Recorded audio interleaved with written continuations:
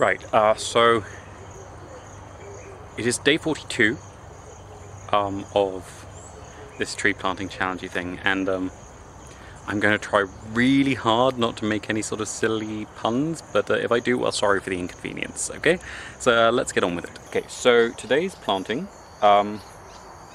is, as promised, mostly harmless. So we've got 3 fruit trees, none of which are spectacularly toxic. We are putting in some things that are a little bit toxic just to protect them, so we're putting in some calincos and some euphorbias in the companion planting.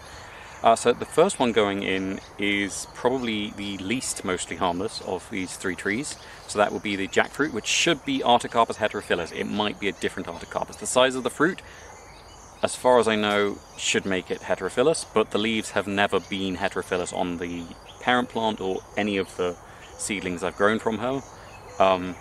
So I think it could be a different Artocarpus, but anyway, it's homophilous Artocarpus heterophyllus as far as I can tell. So the jackfruit is the world's largest fruit. It's this huge spiky green thing with a heart of gold, which is probably my 3rd or 4th favourite fruit that I have ever tried, and I think I've tried quite a few fruits.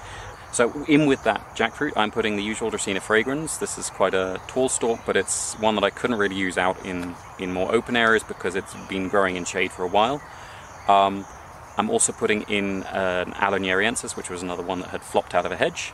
So it's quite long, not as dangerously long as yesterday's one going in with the tree tomato, but still quite a lengthy one.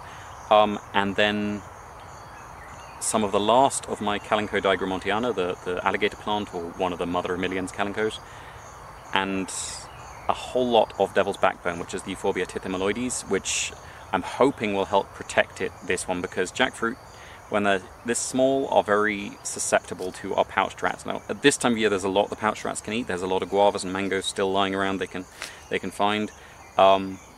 So there's a good chance they'll let it be, but if they don't, they tend to dig them up to eat the 2 halves of the original seed, which sort of form the basal leaves of the jackfruit seedling, which is very distressing when you planted them out. So hopefully having a whole ring of the euphorbia around that will dissuade them, because they really don't like pushing through sticky sap. Okay, so the second tree going in is a Litchi chinensis. There's actually 2 Litchi chinensis. Both of these are from my original batch of seedlings. So I'm not entirely sure how many I've got left now, but all of them seem to be alive, so it's just how many I've planted out is going to determine when I run out of them. But it's going in with the usual Dracaena fragrans and more of the Calico digramontiana and more of the Euphorbia tithymaloides, just because I cut more than I needed for the jackfruit. Because these seedlings, the seed is entirely gone. There's nothing really to attract the pouched rats to pull them up. The chickens might destroy them, but the aloe should prevent the chickens getting close enough from doing that. And this aloe is going in as an Aloe Cameroni, because this one's going to be in a slightly sunnier position, because this one, it was growing quite nicely and it does seem quite reasonably sun hardened for a lychee.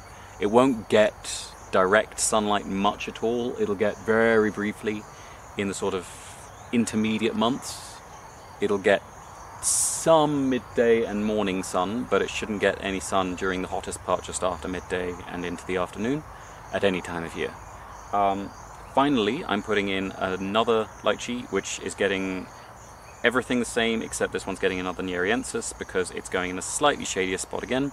I'm putting the Dracaenas actually in the direction where the sun is most likely to be hottest for these lychees, which should limit the damage they suffer if it does come through towards them and they're not quite prepared. You will notice that there's a little bit of a stumble there, because I did hit something's burrow and the spade sort of disappeared from me, which means I ended up with not quite enough soil to backfill the hole, despite having a little excess from the first lychee. So I'll probably have to take a bit of soil to that when I take some to the Phoenix.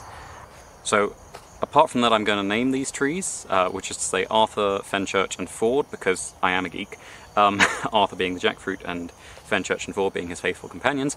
I am going to say that is everything for today. So thank you very much for watching. Sorry for the shoehorned references to hitchhikers.